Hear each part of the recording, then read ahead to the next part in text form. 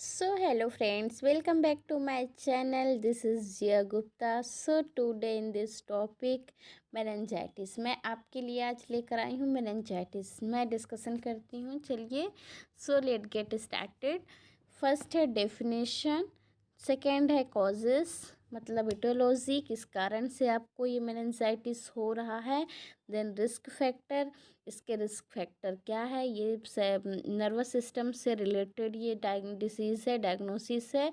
Then clinical features, then diagnostic test, इनके symptoms क्या दिखेंगे, देन इनके टेस्ट में क्या करना है, देन ट्रीटमेंट. ठीक है.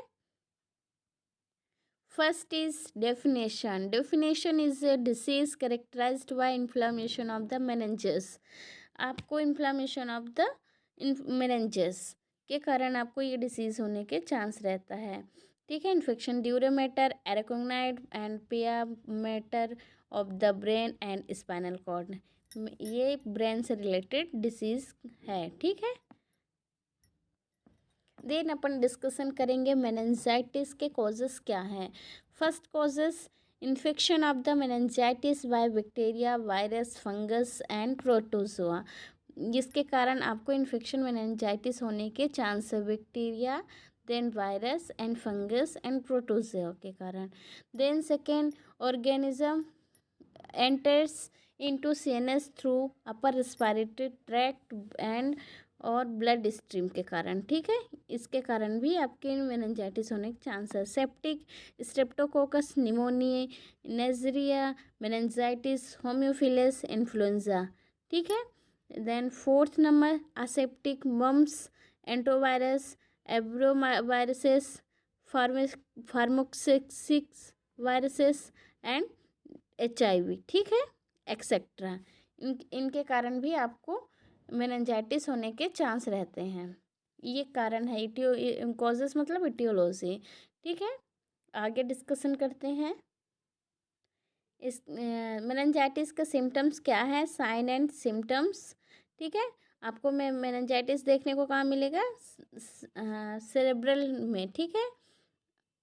आपको सेरेब्रल में देखने को मिलेगा. ये नर्वस सिस्टम में ही आपको मोस्टली देखने को मिलेगा. चलिए, symptoms, sign and symptoms. Main symptoms क्या हैं, Kernig's signs, Brudzinski's sign. Main ये दो हैं आपके. ठीक है. ये सिम्टम्स आपको दिखेंगे.